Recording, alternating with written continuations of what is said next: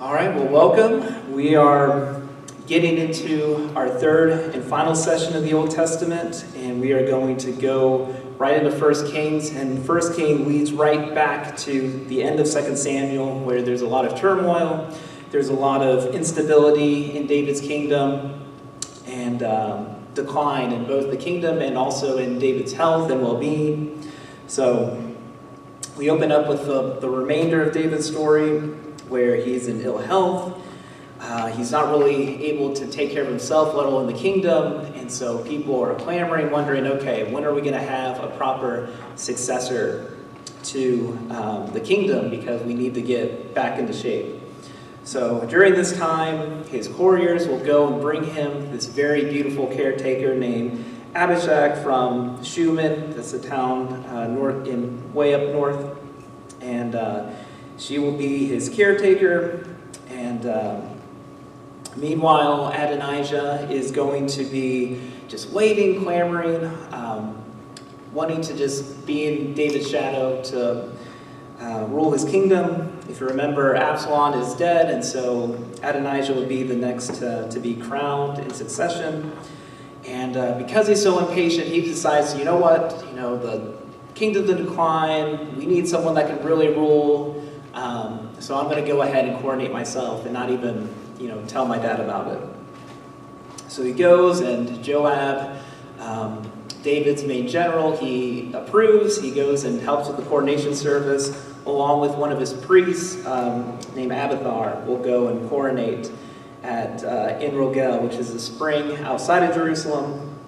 And he invites everybody. He invites his brothers, except Solomon. So Nathan gets word of this, and he knows, oh my goodness, this is not good. So Nathan goes to Bathsheba, tells her that her and her son are in danger. If Adonijah rises in the power, he'll certainly kill you and Solomon, and your only hope is to go and tell King David and remind him that, hey, Solomon is your promised successor. So Bathsheba goes, tells David. David will listen, and then Nathan will kind of come in behind Bathsheba and back her up. And David gains a lot of consciousness at this point. He's just very cognizant of the situation and decisive.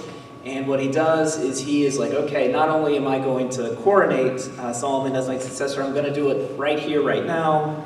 So he says to go, Nathan, get the other general named Benaniah and the other priest named Zadok, and go and prepare my mule, which is just, something sacred that would only be touched by the king, kind of like his throne away from his throne. So when the people see Solomon triumphant on his mule, they will know who the true successor is. And to go to another spring, the Gihon spring, and to anoint Solomon there. So everyone does so. They escort him. There's a huge rallying cry for the new King Solomon. The people see the mule. They know that instantly that, hey, this guy's a real deal. And we'll celebrate, and the celebration gets so loud at the spring that the scripture says that the earth quakes at the enthusiasm. So people are celebrating. Meanwhile, on the other side of Jerusalem, outside of Jerusalem, at En-Rogel, word is like, hey, word is getting around Adonijah's ceremony, and they're like, what is this clamoring that I'm hearing? And the priest Jonathan goes and tells them that, oh, by the way, Solomon is actually going to be chosen. David has given his mule and coronated Solomon to be the new king, and everyone is just gray in the face. They're leaving, and in fact, Adonijah just gets panicky. He gets worried, and so he retreats, and he goes over to the Tabernacle and gets his brassy altar, the sacrificial altar outside the courtyard. And he thinks that, hey, this is a sacred area in the presence of God. No one's going to kill me if I stand here. And so he goes and he grabs it and tells him, hey, tell Solomon that, I'm not leaving until I get a guaranteed pardon, that I'm not going to be executed. So you can see how much the tables have turned now, and words have word of this gets back to the new king, and Solomon's like, hey, that's fine. I'm not going to execute you. Just don't do any funny business, and nothing bad will happen. So chapter 2 really goes over how Solomon secures this throne. Right before David passes away, he gives some last words of advice to Solomon. He tells him to always remember to walk in the ways of the Lord, and he will be blessed.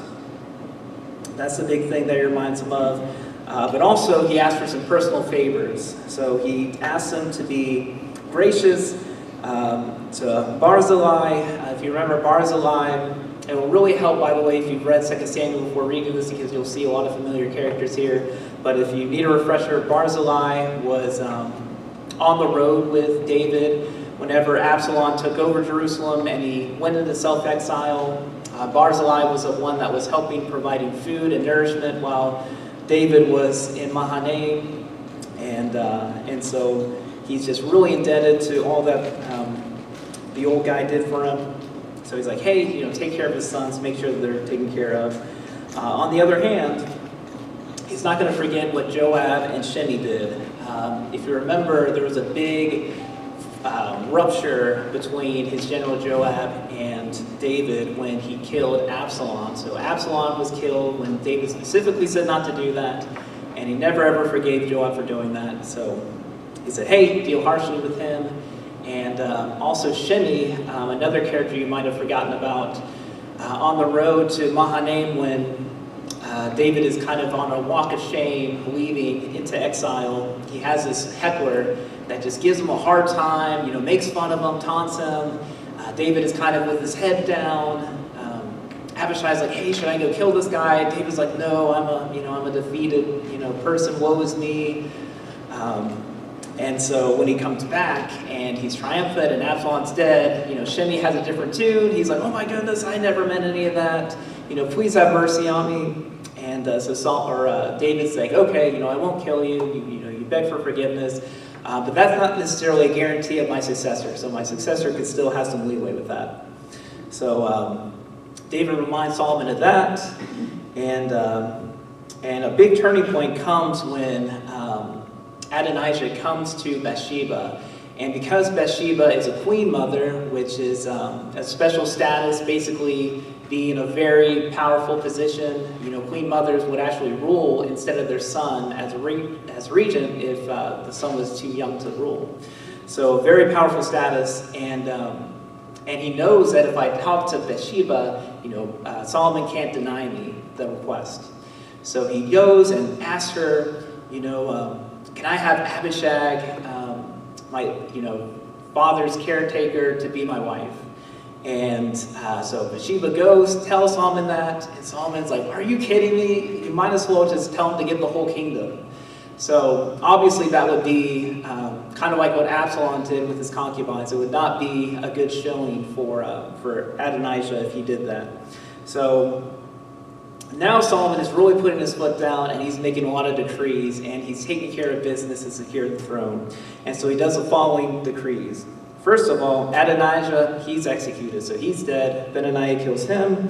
Abiathar, if you remember, was a supporter, the supporting priest that supported Adonijah. Because he had such a great relationship with David, he decides not to kill him, but instead dismisses him and fires him from the priesthood. So the other high priest, Zadok, will be in Abiathar's place, and so Zadok will only be the one and only high priest at Jerusalem. He will also put Joab to death. So Joab is ordered to be killed, and he does the same number that Adonijah did. He goes to the horns of the altar, and he's like, hey, if you're going to kill me, you're going to have to kill me here in God's presence. Solomon gets word of that, and he's like, okay. So he goes and sends Benaniah to go kill him, and he said his blood on the altar will wash away, the sinful legacy he did to my father. So that was kind of a funny story there. So Joab is now dead, and Adonijah's dead, and so that just leaves us with Shimei. So he goes, and he's merciful with Shimei. He's like, okay, to make sure that you're not going to go to an enemy, one of my enemies, and give them inside information. You're going to be sentenced to house arrest for the rest of your life. So you're going to have to stay in Jerusalem, and as soon as you take us like a foot out of Jerusalem, you're going to be killed. So he's like, okay, sounds good to me. So he agrees to it. Fortunately, 3 years later, he kind of forgets about it. One of his slaves runs away to Philistia, and he goes and retrieves him, and he comes back, and he's like, uh-oh. And Solomon's like, yeah, you broke it, and he gets killed. So unfortunately, Shemi, a little forgetful, ends up dying for that mistake. So anyways, now we're into chapter 3, and Solomon has a firm grasp on his new kingdom. His first act of diplomacy, first of many tactical marriages, is going to take place with him and Pharaoh. He's going to marry Pharaoh's daughter. And we can see through the rest of Scripture, this seems to be like his main, he's going to have hundreds of wives, hundreds of concubines, but this is like his main, person. That's going to have her own house. That's going to be very special to Solomon. So his first and most special of his many diplomatic marriages. And so during this time, even though Deuteronomy clearly says that the tabernacle is the only place for legitimate worship, there seems to be widespread, shrines of Yahweh worship, which are just kind of assumed. And so Solomon goes to one of these outside shrines called Gibeon, where the largest one is, and does this huge offering to God. And while he's in Gibeon and he's asleep, God, I guess he's really happy about this offering, comes to Solomon in a dream and says, hey, what do you want? Like, if you could have anything, what is it that you desire? And Solomon, being the humble guy he is, he's like, well, I'm inexperienced. I just want to be a good leader for my people and give them wise counsel, so I want wisdom to be my gift. And God is just super impressed. He's like, oh my goodness, what a selfless answer. And in fact, you know what? I'm going to pretend you did a more selfish answer and give you riches and glory and fame and fortune and land and all this. And so God just blesses him with wisdom and then some, just everything else on top of that. And so afterwards, we get a great famous story that really exemplifies his newfound wisdom. He oversees a custody battle between two prostitutes. Very strange story, case study. Essentially what happens is there's these two prostitutes that are roommates living together. They both have just had newborn babies recently. And one of the prostitutes, while sleeping, I guess she's a heavy roller, rolls on top of her baby, smothers the baby. She's, finds a dead baby, just like, oh my goodness. And so what does she decide to do? She goes and tiptoes to the other bedroom of the other prostitute and does the old switcheroo with the living baby with the dead baby. So the sleeping prostitute wakes up, sees a baby, and says like, oh my gosh, the baby's dead and it's not my baby. And takes the prostitute to court. And of course the accused prostitute's like, no, that was always your dead baby. So Solomon hears this case and he's thinking, okay, well, it's all hearsay, like there's no way to really decide who's truthful and who's not. So in all fairness, what better fair judgment there is than to split the living baby in half and each prostitute gets one half of the baby. So one of the mothers hears that and she's like, yes, yeah, that sounds fair to me, king. While the other one is hysterical, she's screaming, no, give it to the other mom, like at least the kid will live. And gets really emotional. And Solomon's like, wait, take that sword away, give it to the mother that's crying out because that's a real mom. And of course the crowd is like, ooh, what amazing wisdom, how wise you are, Solomon. So that is kind of a story showing off his great wisdom. Chapter 4 goes into kind of a roll call of all of his officials and all of his diplomatic activities and how he governed. If you look at our first slide here, you can see in the blue he splits up, he divides the tribes by 12 different districts. So in order to get, he can't rule just this huge landmass, so he decides to delegate 12 governors to overlook each of the tribes, to collect taxes, stuff like that. And then, so those are the dark blue areas, and if you look at the light blue areas, those are vassal states. So if you remember those pesky Moabites and Edomites and Ammonites that would always give the trouble to the judges and the Israelites in the past, well now Solomon has them under their thumb. They are paying him tribute and taxes, and and so he's ruling over Philistia and all these, this pretty much the whole Levant region. And then up north with the multicolored, that region is Lebanon or Phoenicia at the time, and he becomes really close with the king there named Hiram.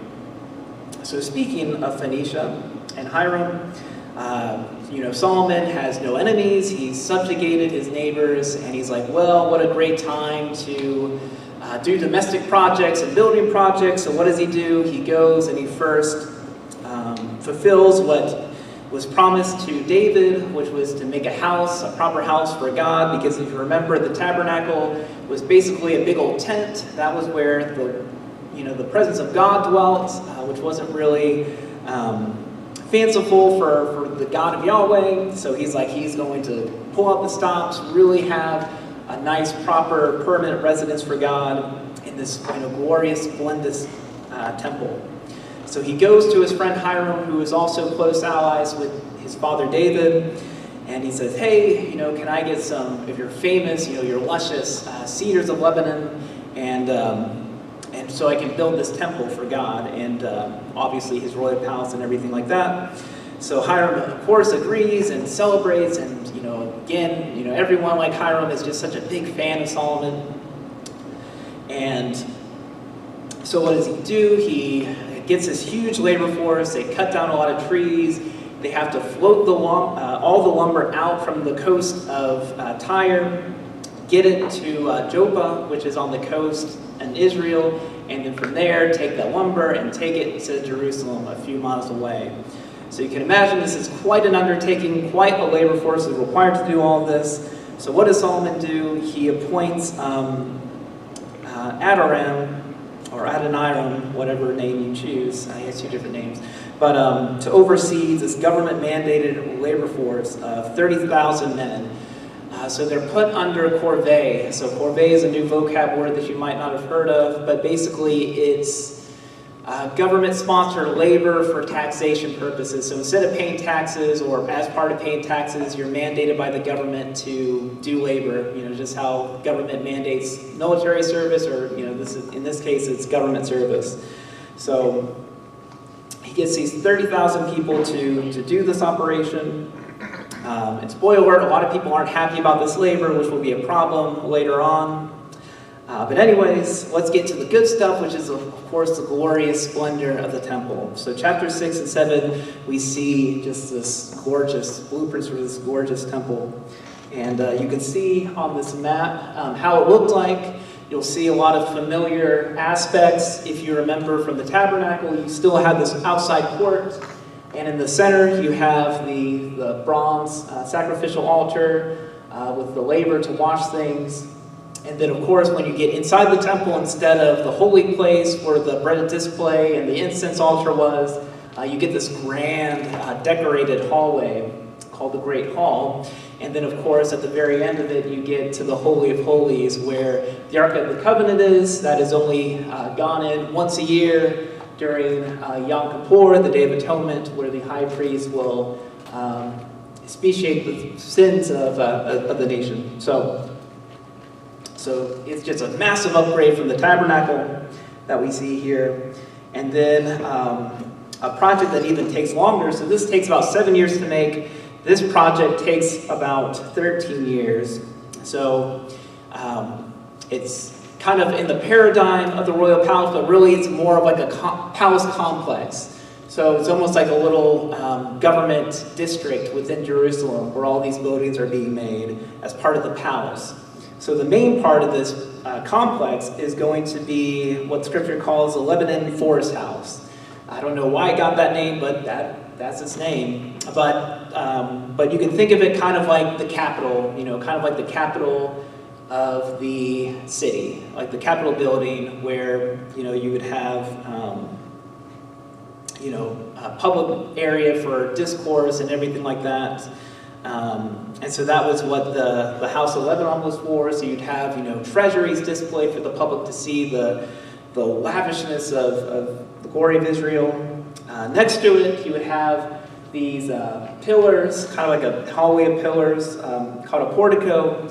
And if you don't know what a portico is, it's kind of like an outdoor area with like a canvas on top, and you have these beautiful hallways of pillars that are supported all around. So here's kind of like a, it's obviously from the medieval times or after that, but this is kind of the idea, is you have just these arches of pillars that would just decorate all around the courtyard area. So that gives you kind of an idea of what that looks like.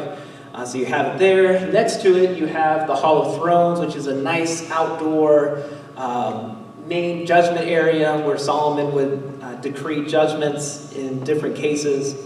And then next to this complex is his actual house. So he has his house right there next to a beautiful courtyard that kind of interconnected everything together. And then next to his house was, of course, Pharaoh's daughter's house because, again, his favorite wife, the Pharaoh's daughter. So she gets her own house. And so it took about 13 years for all that to be built. So once everything is completed, Solomon will hire another Hiram that's not a king, but a guy named Hiram who is a famous bronze worker to do all the fancy bronze work, to make all the nice, decor and bowls and things that actually take some artistic ability to accomplish. And so he does the furnishings for him. And then at last, finally, the temple's ready to be dedicated. It's been furnished, it's been decorated, it's ready to go. And so they do a huge ceremony and dedication service as they install the last furnishings and, of course, the ark. And during this time, God's kavod, if you remember from Leviticus, at the beginning of Leviticus, God's holy presence comes down, and there's this awesome power. The priests are evacuating the building because His holiness is so strong. And the priest, that name escapes me, if you remember Leviticus, dies, remember, for having the wrong fire during the ceremony. So that is happening. And as the kavod is coming down, Solomon will do a prayer. He'll get on his knees and raise his hands up and does the famous prayer in chapter 8, where he'll ask for the covenant for Israel to be forever. He asks for fair judgment. He asks for restoration if Israel ever goes astray, for protection against drought and famine, invitation for foreigners to come and see the glorious God of the universe, Yahweh, to pray there. He prays for protection for Hebrew soldiers in combat, and national protection in case God's wrath stirs and they enter into the hands of their enemies, which will happen.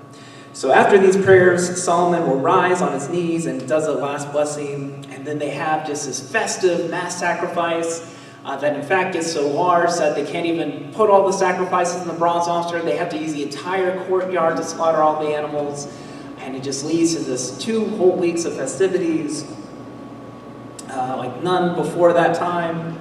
And after all that, we get into chapter 9. I'm not going to go into it a lot, but basically you can read the full notes on chapter 9. It just says kind of what the aftermath is, more about his diplomatic activities, his second dream where the Lord hears and confirms what he prayed during the dedication prayer and says, yes, I agree with that, you're solid, Solomon, but hey, just don't forget to, don't stray from my ways. Talks about his diplomacy with King Hiram, making commercial mines and such through a mutual partnership. And you get to chapter 10, it's another well-known story about Queen Shiva. So Queen Shiva is, she is the queen of Shiva. Her name is not Queen Shiva. But Shiva is a very important nation that is right in where Yemen is. It's in a very coveted geographical location between at the end of the Red Sea into where it goes into the Indian Ocean. There's just a famous port there that gets vast commercial access to ports and stuff like that. And so this very influential queen will go and see if she's heard all about this Solomon person. And she comes from far away and is just bedazzled by all of Solomon's wisdom and his answers to her questions. Shows off these golden armories, these shields that are in the public capitol, the municipal building, the Lebanon Forest House. His ivory throne, his elite trading ships, and of course his expensive chariots and cavalry. that is coveted by Hittites and all other major nations that he's dealing with. So this is basically showing that Solomon is now one of the big boys. He is, on par with some of these major worldwide empires at this time. Unfortunately, starting at chapter 11, we get where things start to go downhill. So the author has, praised Solomon nonstop, but now we're getting to kind of the bad part of Solomon's reign. So during Solomon's latter years, he has all these marriages. He's very diplomatic with all these foreign gods, or foreign nations with their foreign gods. And to appease them, he ends up compromising, building shrines in Jerusalem dedicated to the Moabites, the Ammonites, and just foreign gods in general, which is a big no-no, of course.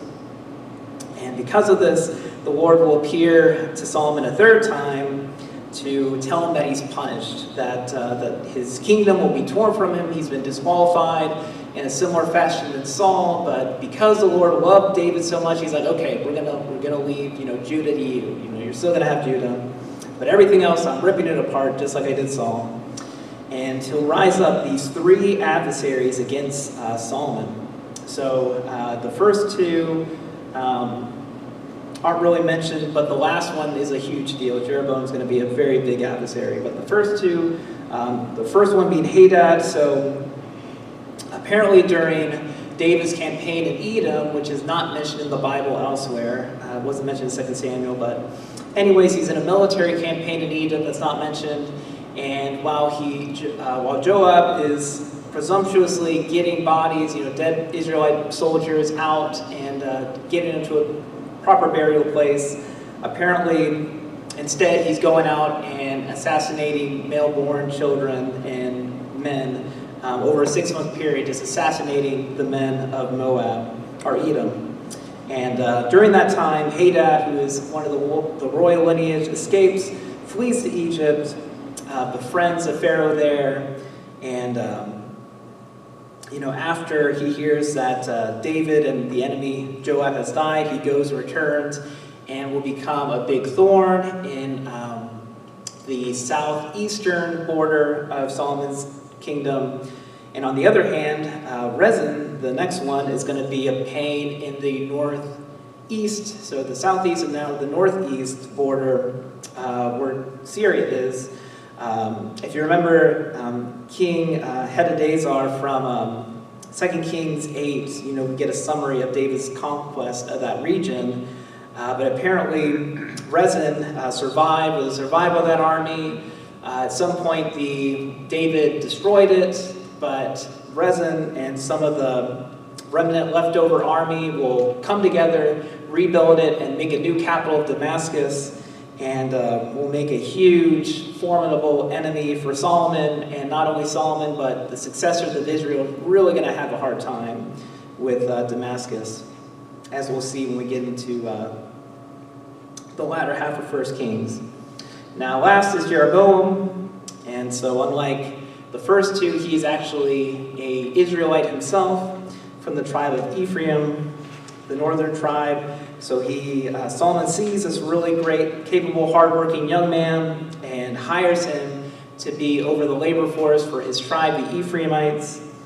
But one day, while he is visiting Shiloh, this prophet named Ahijah is wearing this, really nice robe, but randomly approaches Jeroboam, starts tearing off his robe, splits it into 12 pieces, hands him 10, and says, this is yours. These 10 tribes will be torn away and given to you, Jeroboam, away from King Solomon. And so he's taken aback. He's like, oh my gosh, has Yahweh truly spoken this? Word of this gets to Solomon, and he's like, okay, we got to kill this guy before he becomes a problem. And of course, just like so many, he goes and flees and runs away to Egypt and makes an alliance with the Pharaoh there, named Shishak, and will be protected until Solomon passes away. And so the end of the story ends with the report of his death and a non-dramatic succession of his son Rehoboam. When we get to the second half of Kings, we're going to learn about what came of Jeroboam and Rehoboam. But this will be our closing time for the United Kingdom. From this point forward, we're going to see how the once great united nation of 12 tribes will no longer be for the rest of the Old Testament, but they will now, Israel will fight for independence away from Judah and Jerusalem and will become its own nation under Jeroboam. So that is what we're going to go over when we meet next time. For those who are going to go through the YouTube to see all these episodes, you may notice I'm wearing the exact same outfit as I was last week, so there's going to be some continuality of this. So I'm going to combine part 1, part 2, and we'll just have one video. So for those watching on YouTube, yes, my uniform, yes. There's hopefully not going to be too much of a shock. Anyways, so where we left off, we finally came to a conclusion of David's reign and the reign of his son Solomon. And now we're going to enter through a new phase, not only a new phase of 1 Kings, but a new phase of the Bible in general. So ever since Genesis, we've always had our 12 tribes more or less together. They were always one unit. They had skirmishes during Judges, and they were united under Saul and David. But from this point forward, there's going to be a huge turning point where 10 of the tribes, all the tribes basically north of Jerusalem, are going to break off and have their independence, while Judah and the tribes south of them are going to be isolated and kind of be their own kingdom. And so I gave you guys a handout of the first slide that we have is just a list of the different kings. I know it looks pretty overwhelming, but just know that on the right-hand side is going to be, in the green, is going to be all of David's lineage, and then to the right, or to the left, is going to be all of Jeroboam's and the northern kingdoms genealogy and kings. And if you notice, if you go down on that map, that means that that's the queen successor is a son, and if it goes to the right, that means someone got overthrown, and now that's the new king. And there's going to be a little bit of overlap when we get to 2 Kings, where someone's going to marry the lineage of the northern kingdom and have kind of a, you can kind of see that in the middle, where there'll be some relations between the Israelite and Judahite kings. So in the right corner is just what we start off at. So that's just what we learned in Samuel. And then we're going to focus just on this top half. We'll see a split between Rehoboam, Solomon's son, and Jeroboam, this adversary of the house of David. So starting off, we're going to have Rehoboam come as king. As far as he knows, everything's all fine and dandy. Everyone's united, everyone's on the same page. And he's going to have this coronation in Shechem, which is going to be a capital northern city in the hills of Ephraim. And they're going to have the coronation there. During that time, Jeroboam gets word of this, and he's going to go back and kind of lead the effort, kind of unionize against the house of David and rally the troops that were under Solomon's harsh labor to be like, hey, we need, better conditions, and we need, more reasonable work. And so they go, the labor force that did all the great work for the temple, for Solomon's palace, come and say, hey, your father was harsh on us. If you were just a little bit more reasonable, if we had more accommodations, then we will be loyal to you. And Rehoboam gets word about this, and he decides, okay, well, give me 3 days, and we're going to go and, I'll decide something. So over these 3 days, he goes to the elders who says, yes, of course you need to give into these demands are reasonable, and even if your projects aren't as efficient, at least you'll have the hearts of these and the loyalty of these, especially these northern tribes that make up a big chunk of his workforce. And then on the other hand, he listens to his peers. So this is a young king. He has kind of his own entourage, and these entourage people just tell him, hey, you know what? The problem is that your father was too soft on them. You need to be putting these workers in their place, be really harsh on them, and show them who's boss. And of course, the third day comes, and Rehoboam listens to his peers, unfortunately. And so he's telling them that they're going to get more lashes, they're going to be more work is going to be demanded on them. And this is going to fulfill Ahijah's prophecy that we read in a few chapters ago regarding how Jeroboam is going to strip Solomon and his house of his kingdom. So the people are enraged, and they basically go on strike. So now all these northern tribes in Shechem are saying, no way, Jose, we're not going to be workers any longer. We're out. We don't recognize you as king. So Rehoboam gets word of this. He's furious. He's like, okay, now I really need to double down and put them in their place. So he goes to get his labor secretary, Adoram, and say, hey, get this workforce back to work. Get them in line. And of course, that does not go well. The people end up stoning him to death. And so word of this gets back to Rehoboam, and now he's fearful. He's like, oh, okay, now things are getting serious. And so he goes and retreats back to his comfort palace in Jerusalem. And during this time, Israel goes ahead and anoints their labor force, Jeroboam, to be their new king. And so Rehoboam gets word of this, and he's upset in Jerusalem, and he goes and amasses this great army of 180,000 warriors. But this prophet, another prophet named Shemaiah, says, no, do not declare war on your brethren. So they skip that plan, and Jeroboam is now king of the northern tribe without any resistance. So as Jeroboam is getting comfortable with his new role as king and a new kingdom, he fears something. He knows that there's still the religious hearts of his northern tribe is belonging to Jerusalem. So if you remember, ever since the United Monarchy, all tribes, no matter how far away you are, will go to the temple for their worship, for the festivals and all this. And so that has always been the central place for worship.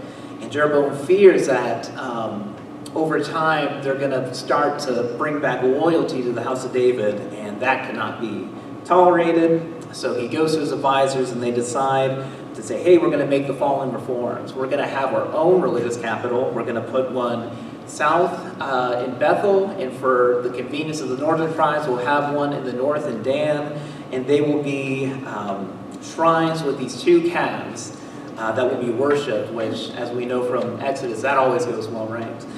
So he enforces these calves that are going to be worshipped. And not only that, because the Levite priesthood is associated with the Jerusalem temple, he does away with them. He says, no, I'm not going to have any of these priests. I'm going to have a new lineage. He's also going to imitate the holiday of Tabernacles, and that will be their new, this new, fake holiday is now their official holiday of the northern tribes to rally them.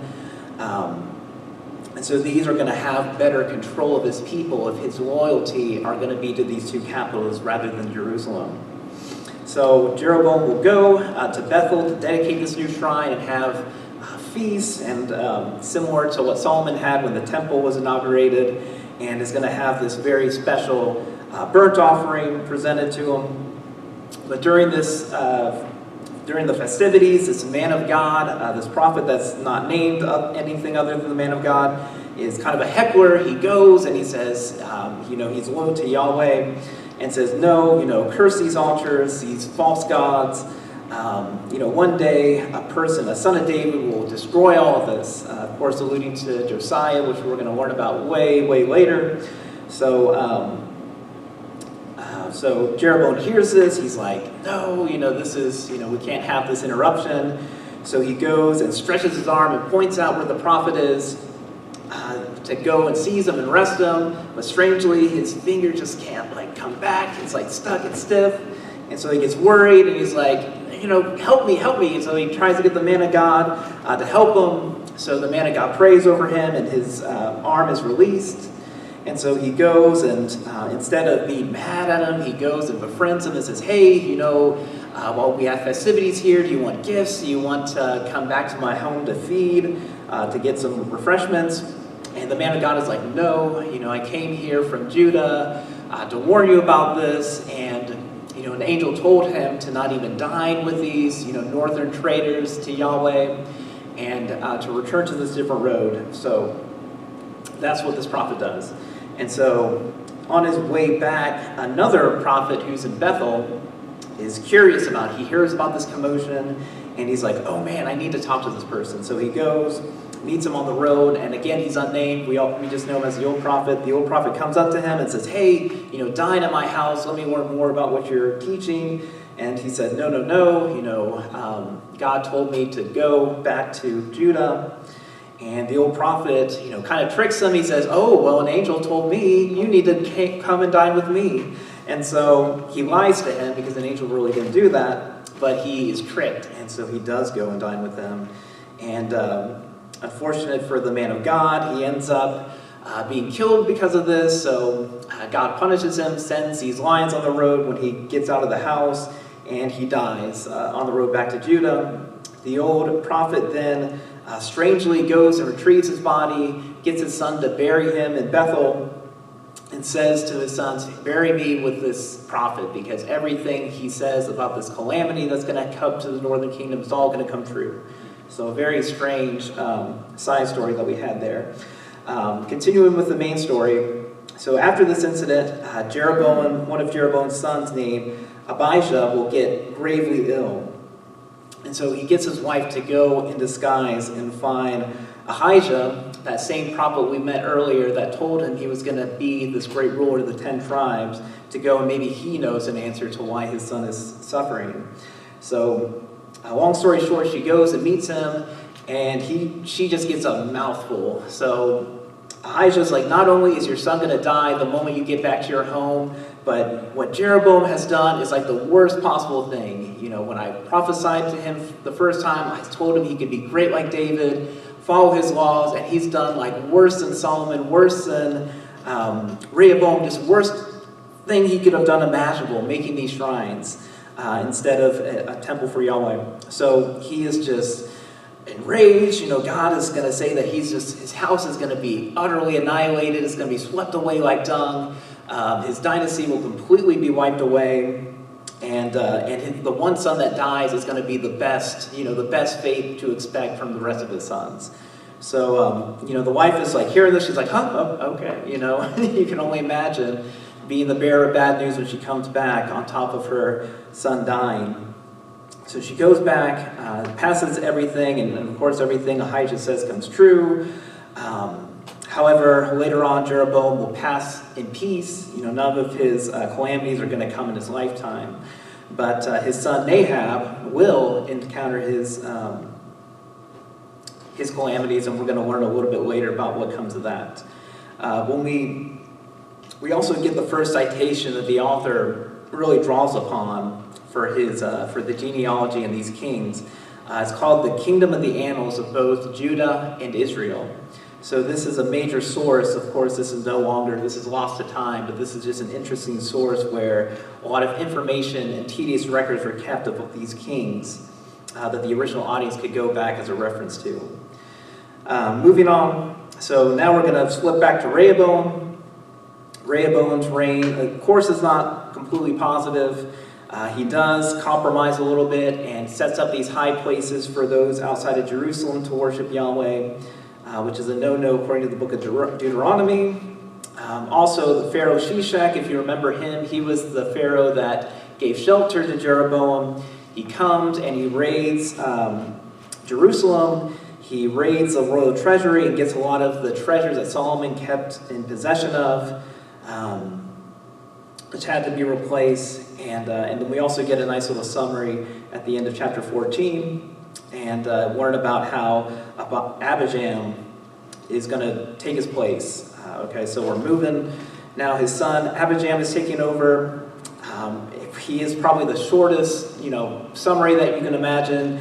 His important part is he's the father of his next son, Asa. So Asa is going to be the more primary king we're going to focus on.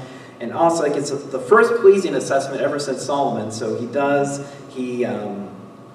expels the male prostitutes from the temple, gets rid of some of the pillars. So he does some of these minor reforms to help at least move away from what Rehoboam did. He has a famous skirmish with Israel. Basically, Israel is fortifying Ramah, which is like right on the border, kind of impeding on the Judeans' territory, the Judeans' territory. And because of that, because of his worry, he goes around Israel to get help from Syria, from the kingdom of Aram. And so the king there, named Ben-Hadad, will go and invade on his behalf and capture these northern cities. And so because of that, the king of Israel, who will later learn as Bathsheba, he is just overwhelmed. He has to, take away attention from the southern border and concentrate on his northern border. And because of that, Asa is comfortable. He can have his borders, the integrity of his borders enforced, and he'll die after a long, prosperous 41-year reign. Next is going to be just a bloody succession. So now we're flipping back to the Israelite kings, and we're just going to have assassination over assassination, and see where we finally land. So it's not just one person that completely overturns Jeroboam, it's just everyone. It's just a free-for-all, this new kingdom of Israel. So Nadab, if you remember, Jeroboam's son, has a short reign. After 2 years, he goes on a campaign against Philistia, and during that time, one of his officers, Bathsheba from Issachar, is going to assassinate him. So he dies.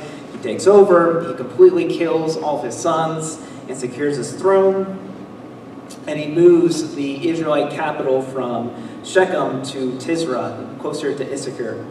So Bathsheba will do the same thing. We'll have a prophet named Jehu, not the Jehu you're thinking of, another prophet, like Ahijah. He's going to tell him that his throne is going to be ripped from him, and he's going to have the same fate of Jeroboam. And lo and behold, when Elah, his son, comes into power, he's going to have the same thing happen to him. He's going to rule for 2 years, and then one of his officers, Zimri, is going to assassinate him when he's drunk in his palace. So Zimri does the same thing. He kills all of Bathsheba's sons, so there's no successor, and he overtakes the capital at Tisra. But so there's still war going in Philistia, and the main army's there, but the main army hears about what Zimri did and decides not to listen to Zimri. So just because he killed the king, their loyalty is going to be with Omri, their general. So their main general really is going to be the one with the keys of the kingdom, because he has access to the whole military of Israel.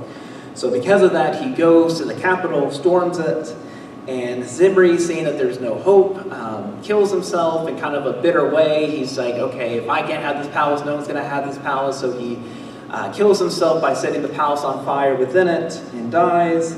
And so you would think Omri has the kingdom for the taking. But apparently there's assumingly another military officer named Tibni. And after a 4-year civil war, he dies, and now Omri is going to be king. And Omri is going to be a very consequential king. He is going to buy a hill by a man named Shimmer, and he is going to build just this extravagant, huge capital around that area and call it Samaria. And this is going to be the Samaria that you know is going to be an ongoing rival of Jerusalem. That's going to be a rivalry all the way into the times of the New Testament and arguably today. So that is how Samaria is founded, through General Omri. And Sumerian archaeological evidence tells us that this is going to be more extravagant than the post-Solomon Jerusalem. So this is a very formidable capital that he has going. So Omri will die, and his son Ahab will take over, and we are going to focus now primarily on him and his rival named Elijah. So Omri's son Ahab will have a infamous marriage with Jezebel, a Phoenician princess from the north, and not only does he compromise his dedication to Yahweh, but he'll completely abandon it and completely take in idols of Baal and make it central to the temple and put pillars in front of it, or not Jerusalem, sorry, Samaria, and make temples in front of it. And so all the Yahwehists, so this movement of people who are only loyal to the God of Israel, all of them are going to be persecuted and killed off by Jezebel, with only a few survivors. So one of these survivals, of course, is going to be Elijah, who is kind of the forerunner, the founder of the Yahwehist movement. Will go on to inspire many other prophets after him. So Elijah will confront Ahab in Samaria and will predict this great drought that's going to happen and overtake the land because of Ahab's wickedness. And so after that he flees, goes to the Wadi Kerith. If you look on our map over here, you can tell he started in Samaria over here, and then he's going to go east towards this brook. And so what a wadi is kind of like a shallow river stream that is too shallow that it will dry during the warm climate. So it's kind of an off and on stream that occurs. And so he goes there for water, and he also has food provided by him by these ravens. But over time, the warm season comes, and now the water's dried up. So God tells him to go completely outside of Israel, to actually enter into Phoenicia and go to Zarephath and meet a widow there at this small town by the coast. If you look at it way up north here. So he goes up north, meets this widow, and asks the widow, he's starving, he wants some bread, he wants some water, but the woman tells him she only has just this little bit of flour left and a little bit of oil, and she's planning on just enjoying it with their son before they die of famine, because this drought is so great. And so Elijah will instruct her to make just a small cake with it for him and the rest of her family, and see what's going to happen, and tell her that, God's going to make everything better. So she does it, she makes this cake, and this, the yeast, the oil, it just lasts and lasts and lasts, so they basically get just unlimited of this bread from the flour and oil. It just never runs out. So her son, and Elijah just stay there for a while and live off of this miraculous flour and oil that won't run out. But at some time later, the son of the widow gets gravely ill, and so she goes to Elijah and says, what sins have I done for this to happen to my one and only boy? And so they go, take him to the bed, and Elijah does this really strange respiratory ritual where what he'll do is literally mount on top of the bed right over the boy and put his hands together, be right here with his face, face to face with the boy, and just pray over him. He does this 3 times, and eventually, and we'll see the same ritual done in more details by Elisha later, but they do this, and the boy is miraculously revived. And now the widow thinks that this God, his God Yahweh, is the true one. So she converts to Yahwehism, that the God of Israel is the one true God. So meanwhile, back in Samaria, Ahab is just upset. He's steaming. He's thinking that this drought is all Elijah's fault, all the fault of the God of Israel. And just, instead of, repenting, he's just going to blame Elijah and Yahweh for this conundrum. So he's like, okay, we're going to go out and we're going to go and, find some grass or some fertile land for our animals and see what we can do in the meantime. So he sends out his servant Obadiah, who is secretly a Yahwehist supporter. So he supports priests like Elijah. I think there's about 100 of him that he's kind of taking under cover to provide them food and water to escape the wrath of Jezebel. And so he goes and he's traveling up north to where Elijah is. So Elijah's being called to go back to Samaria. Obadiah is going north to look out for fertile land, and they bump into each other, and Obadiah's like, oh my goodness, Elijah, you're alive? Why are you, how? You're the most wanted man, in Samaria right now. What are you doing? And Elijah's like, well, God's called me to go back to Ahab and confront him. And he's like, are you crazy? Like, either one of two things are going to happen. Either you come and he's going to kill you on the spot, or you don't come and he's going to kill me on the spot. So Obadiah's like, this is a lose-lose situation. And so, Elijah comforts him. He's like, no, you're going to be okay. I'm just going to come and talk to him for real. So Obadiah listens. He goes, retrieves. Ahab says, hey, this is where Elijah's going to be. So Ahab comes and confronts him, kind of taunts Elijah, blaming him for all these calamities. And then Elijah's like, no, it's your fault, your fault for betraying the God of Israel. And so Elijah's like, all right, well, let's really settle this. You bring, your Jezebel's prophets from Phoenicia, the Baal prophets, and we'll have this little contest at Mar Carmel. And so Ahab accepts. So word gets all across Samaria about this great contest that's going to take place on the mountain. Right up here, if you see this triangle over here to the west coast. And so they're going to have this great public contest to see who's the one true God. So Elijah will have the wood set out, wood on one side, or two sides there's going to be a wooden altar and a sacrificial animal. And the contest is to see, okay, there's no fire provided, so which God is going to provide the fire? That will be the one true God. So first up is the Baal prophets. They'll go and from morning to noon, they'll desperately be pleading for Baal to come set this fire. So they go and they kind of like ramp up their desperation. They'll start eventually like, yammering and cutting themselves and doing all these bizarre rituals. And Elijah's just kind of crossing his arms, just like making fun of them, like, just cry a little bit louder, maybe Baal's asleep up there, maybe he'll really listen in the next 5 minutes. And so he's just making fun of them, having a good time. And then now it's finally Elijah's turn. So Elijah then turns and sets 12 stones to represent the tribes of Israel, and has a stream of water that's going to circle around his altar and just pours water all around it. So now he has a handicap because it's only going to make it less flammable, right? So he's really proving a point doing all these things. And then Elijah just prays and says, hey, God, just make your name public through this miracle. And so God not only does it, he goes he goes all out. This fire from heaven just comes, completely absorbs the sacrifice, and everyone's just amazed, right? Everyone's like, yes, Yahweh, that's the true God. So Elijah and the God of Israel are the winners, and everyone is like, yes, we're going to only praise Yahweh. And so Elijah now kind of unleashes this mob to go and arrest these false prophets for leading the people astray. And they go to this nearby stream, if you see on the map, like right next to where the mountain is, and will take the prophets there and execute them.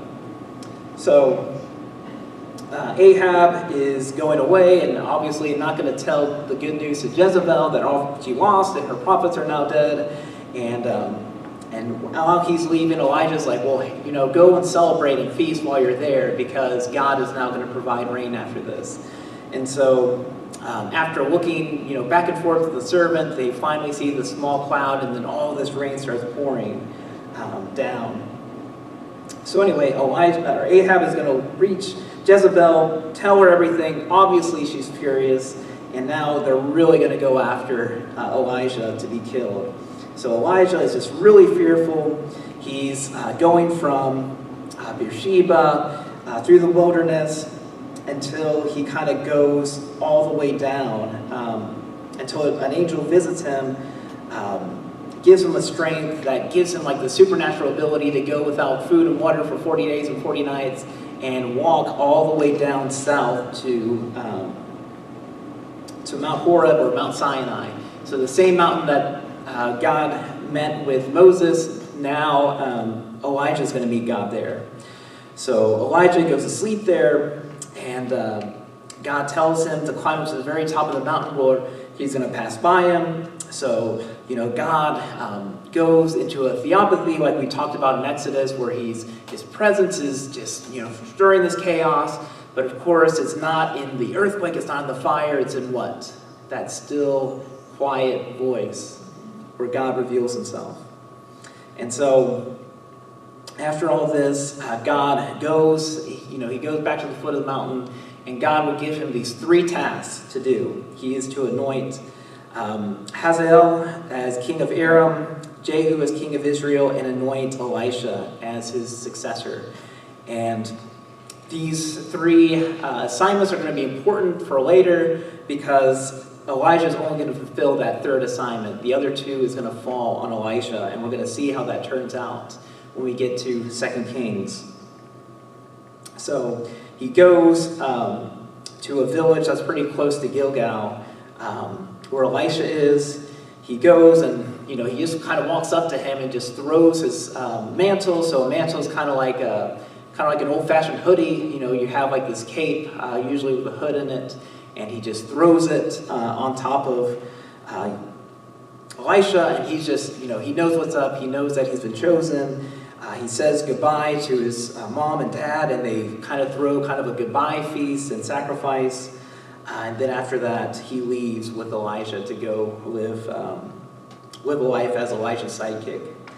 So our next part, in chapter 20, we're going to go, this kind of concludes Elijah's main story. He's going to have a little cameo appearance later, but we're going to learn his fate more next time we meet in 2 Kings. We're going to hear about his ascension.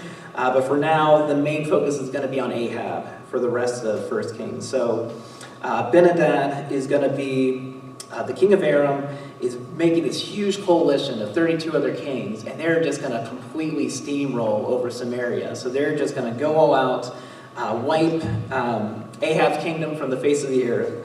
And so Ahab goes, sends messengers to Ahab about this, and Ahab is just really, he's a weak guy, and decides to just give in to all of his demands. He's just like, okay, whatever tribute you want, you can take it. And so Ben-Hadad is like, okay, maybe I can get a little bit more out of him. So he asks for not only his stuff, but also the stuff of his court people. And he goes to the elders and sees what they think, and they're telling him, you have no authority to give away, your other people's stuff for this. So he's like, tell him no way, we can't do that.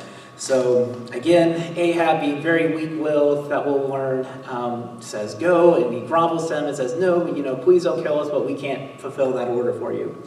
So Ben-Hadad is like, whatever, now we're going to invade you. So he goes, he sets up a camp at Succoth, ready to go and invade Samaria. So a certain prophet will come, again, not a prophet that's not named other than this certain prophet, goes and advises Ahab and tells him that God is going to provide victory. Just choose these young men to be your shock troops and you're going to have this victory.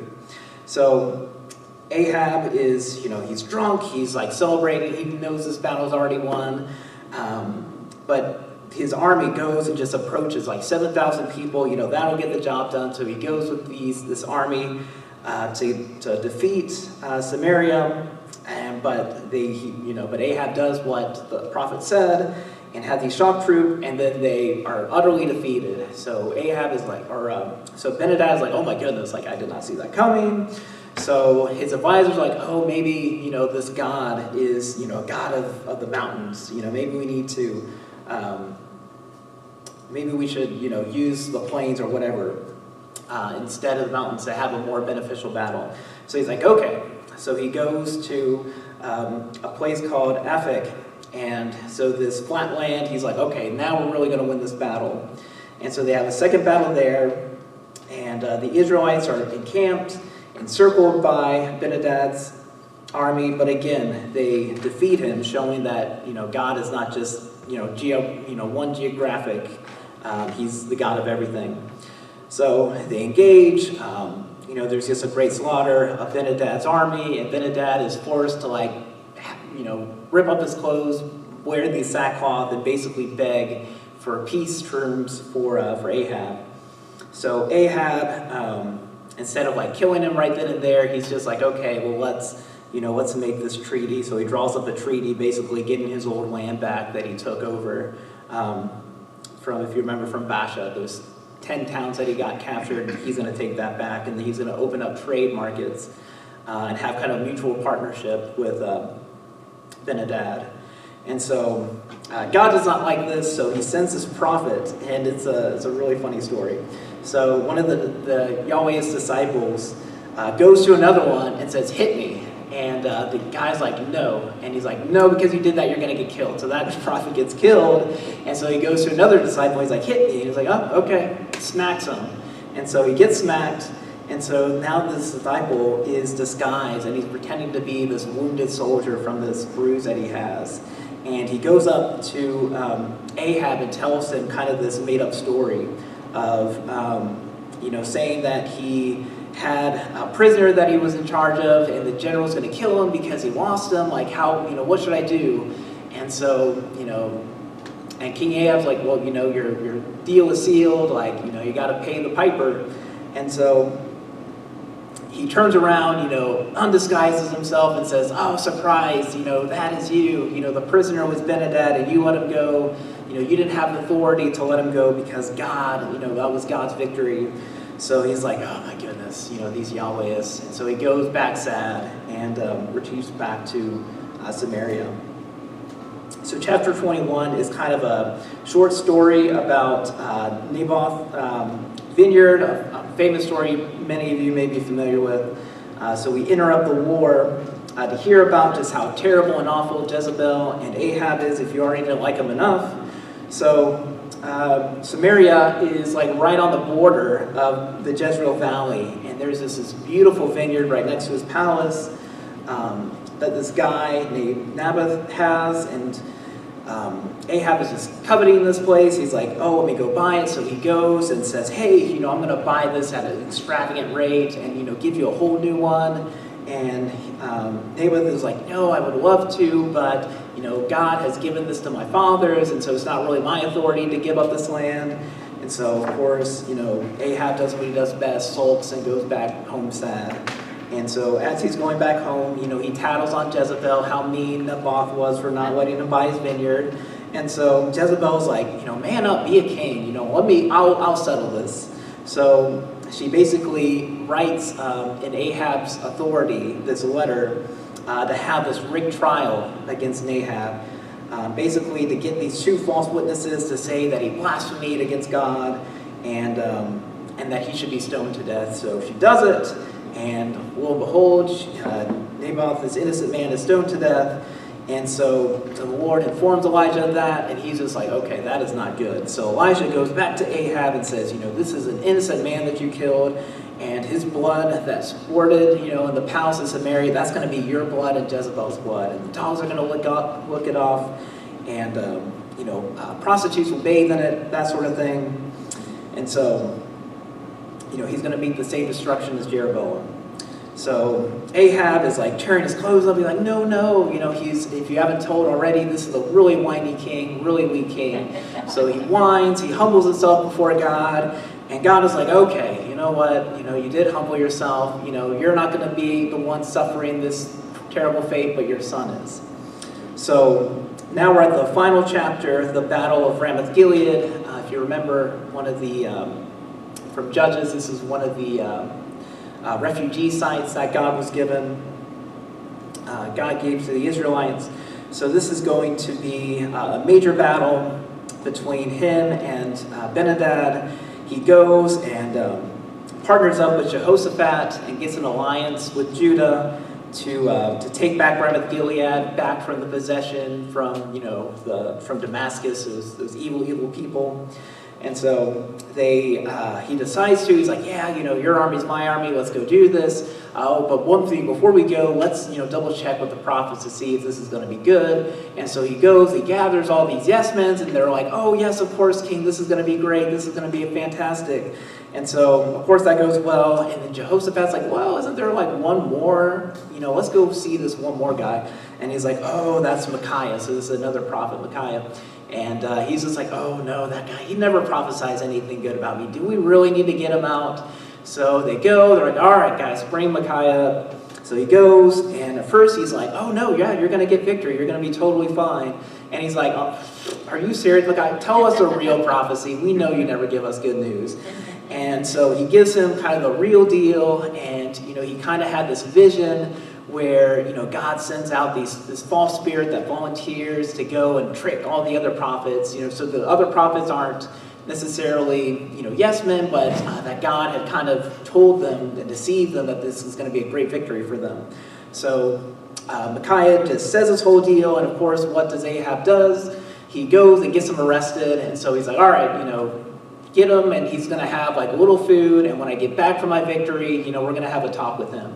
So they go off, they go to the battle, and they go to war, and as they're going to battle, Ahab is really worried that this prophecy, something bad's going to happen to him. So he's like, you know what, I'm going to disguise myself as just a normal foot soldier, and you know what, Jehoshaphat, get this robe on, get your purple out, show them, put a target on your back, go and do that. And Jehoshaphat's like, oh, okay, that's a great idea. So that's what they do. So they go in this battle, Ramoth Gilead, and so everyone's targeting Jehoshaphat, but soon they realize, okay, that's not our real target. And then just by random chance, this arrow just comes and hits Ahab where his chariot is. It goes right in between his arm, like the perfect kill shot. And so he's bleeding out. There's blood all over his chariot. And so they go, they retreat, they return back to safety in Samaria. And then Ahab will eventually die on the way back. And so they take out, so the author, makes a special note that they clean out and put it in the pool of Samaria, his blood. And that, of course, dogs are going to lick it, prostitutes are going to bathe in it. So that's obviously a great note to end on. And so the rest of the First Kings, the story mainly just ends at the death of Ahab, but they mention a few more things about the successor, a little bit about Jehoshaphat, which is of course, the next king of Judah. And then Ahaziah, who's going to be the next king, Ahab's son, that's going to rule. And we get kind of a summary of Jehoshaphat, and that he died, and he is going to be succeeded by his son Jehoram. And we're going to hear more about Ahijah's main story in the first chapter of 2 Kings. So when we come back, we're going to learn a bit more about him, and also what ultimately happens for Elijah, and what is next for these kings that are going to rule. So with that, we'll end it here, and hopefully we can meet back next time and learn more about Elijah's fate and what's going to happen to these kings.